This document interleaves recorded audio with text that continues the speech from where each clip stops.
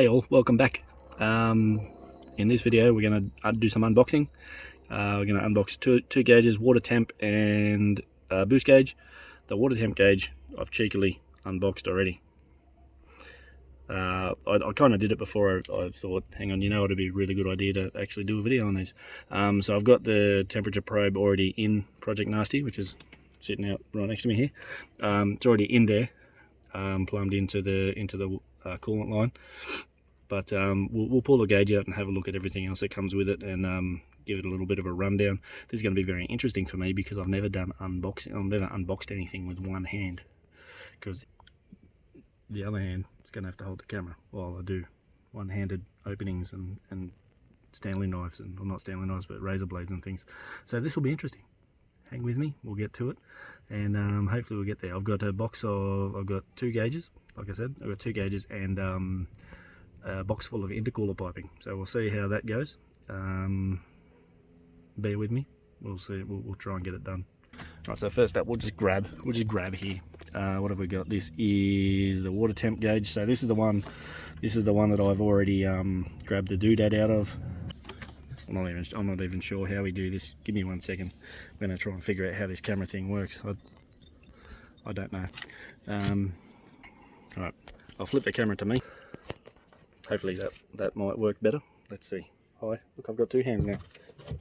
Alright, so that's us. Water temp gauge, SAAS. It is the Streetline series. They're the cheaper version, but I don't need anything extremely over the top. So let's pop it open.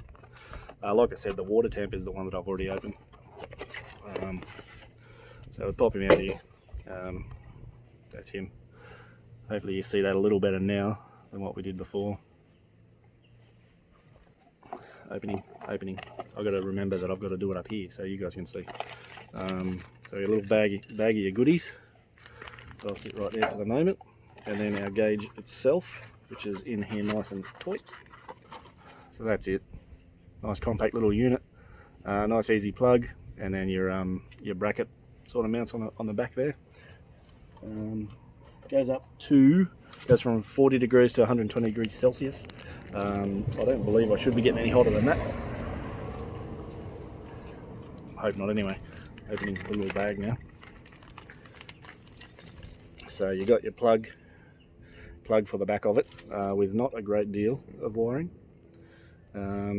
It literally, like it's that long, so it might be just over the length of my forearm. Not a great deal of wiring.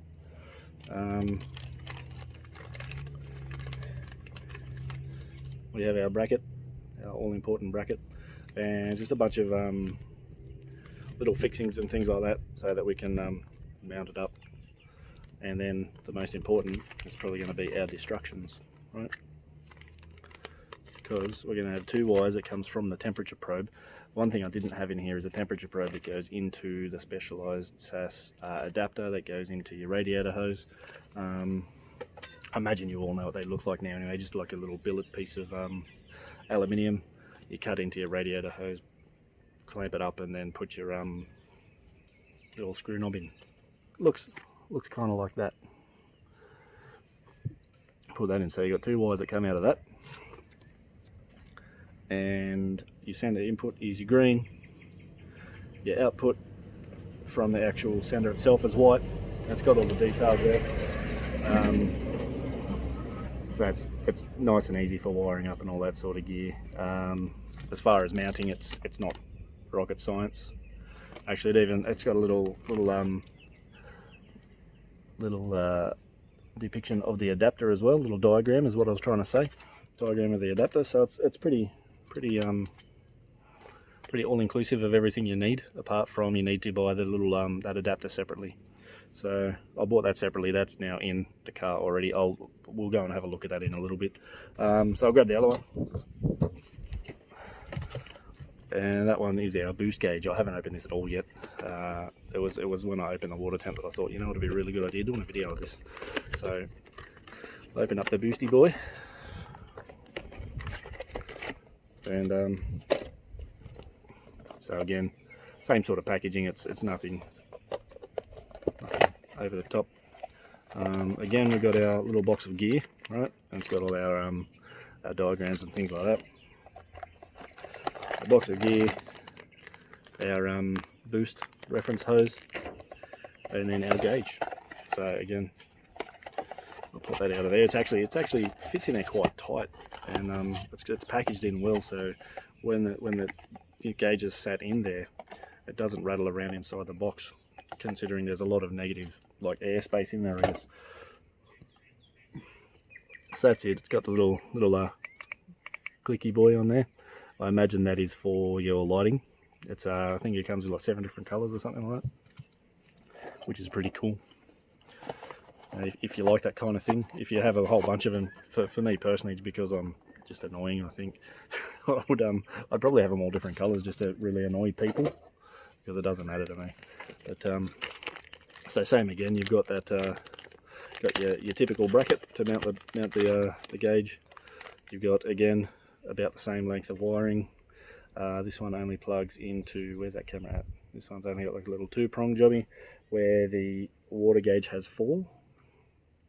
So your boost gauges, it's just wiring. Actually, I didn't show you the back of that. Sorry, I didn't show you the back of that one, did I? So get it out. So on the back there, we have our two pins, and then our boost reference point. So our line just goes on there. I think there might be maybe little clamps or even a little cable tie will do the trick on that. It only reads a pressure. So that's pretty easily sorted. Getting into that, and again, like I said, we've got the same. Sorry, I'm looking down at things that are on the ground rather than there. So got the same thing again. That bracket itself looks a little munched. You can see there, but that's all good. That's only got to hold things on the back. You can bend it around as you need to. So yeah, again, diagrams in there for that. Diagrams. So it shows you a little boost, your T from your boost reference line, and then your clear tube comes up to the back of your thing and all that sort of gear. So it's quite simple. Again, easy to follow and step by step. It's simples. As you saw, they're not a super expensive gauge either. I think the price tag that you did see on one, $59.99, they're all about that. Somewhere like the street series is between, like, I think 50, 55 and 65 or something like that. So they're not overly expensive. And for this, like for Project Nasty, it's all about just giving me the information I need at a quick glimpse, because generally I'll be swinging around, gorilla swinging on the steering wheel and yanking on the handbrake and all that sort of gear. So if I want information that needs to be pretty clear, pretty concise, and just easy to see, that's why I've sort of opted for the gauges that I have there. It's a very clear number against a black background. Normally for that sort of thing I wouldn't go a black background, but these ones have like just a really clear number, and when you've got the lighting on them, they're actually pretty good. So what I'll do now, we'll try and move the camera around a little bit and get this box open. We've got a box full of intercooler piping, and we'll get into that. Through the magic of editing, I've sort of sussed everything out, moved everything around a little bit. I'm going to open this one-handed. Bear with me. We'll see how we go. Alright, so we got the largest style box. This actually turned up on a Saturday via couriers, and that's never happened before. So I had 2 bits actually. The timing chain guide for the K24. When I did the oil bung, the oil return bung for the turbo, I found timing chain guide sitting in the bottom of the sump, which is not ideal. So I bought a new timing chain guide because I had a good look up and found that it was not there. So the one that was in the sump was definitely the one that should have been in there, and it wasn't in there. So that was a good find. I'm glad I took it off, because I was going to just drill the bung in as it sat on the motor. So I'm glad I took the sump off to find it. Alright, so we have a bunch of piping, a bunch of clamps, hose clamps. Really good, actually look like real good quality. They are 58 to 63 mil. what's in there? We've got 2, 4, 6, 8, 10 in there. Got a few loose ones, 12, 14 we got in there all up, I believe. We got some more. 24, so we got 24 all up. Okay, that's good. The more the merrier. So we have, this is all 2-inch piping to suit the size of my turbo outlet and my intercooler inlet and outlet. So I got a bunch of these, what look to be the longer 90-degree bends. Bunch of shorter ones, and there should be some straight pieces. There we go, 2 straight pieces that are about 300mm long each. There's definitely no way I'm going to need all of this piping. If we have a look at the car, my piping lengths aren't going to be that long. I've got a feeling I might need 3 or 4 90s, and a couple of them will be cut down to sort of almost make a 45. I do have a bead roller, so I can bead roll the ends to give it a nice bite on the seal again. We have all our straight connection silicone tubes and our 90-degree. I don't believe there's any 45s in there. 45s would be ideal,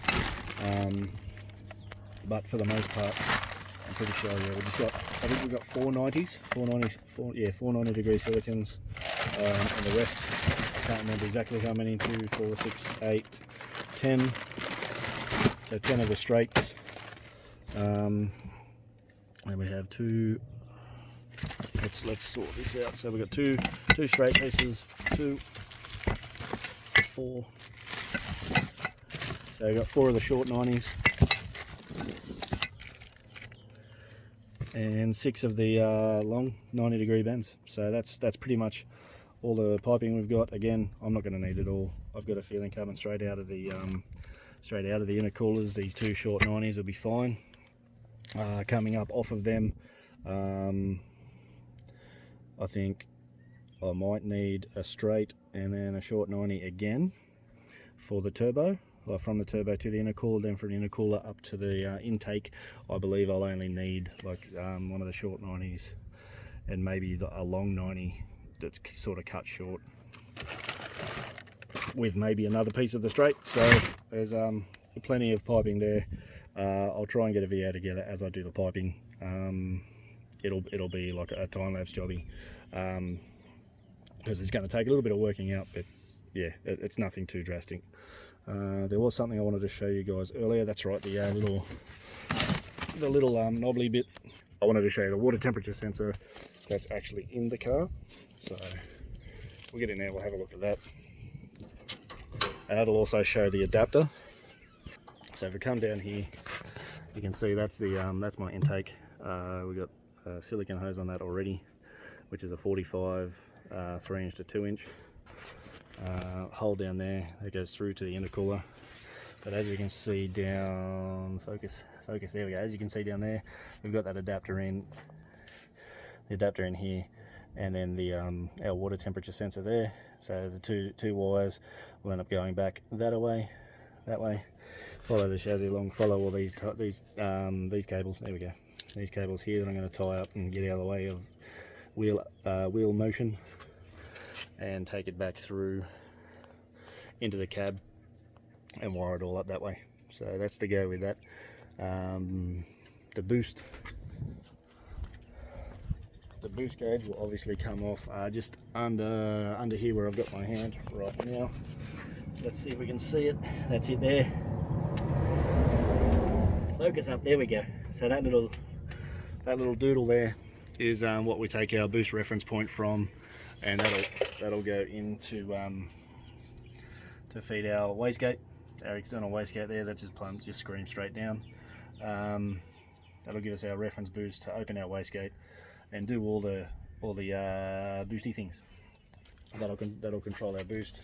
Obviously, we tee off that line for the boost gauge prior to the wastegate, and that gives us all our stuff. So that's pretty much it, dudes. That's everything unboxed that I've got at the moment. So the next video will be putting some of that gear in, possibly doing the plumbing of the intercooler, get all that in, and then we'll go from there. Thanks again for watching, and we'll see you next time.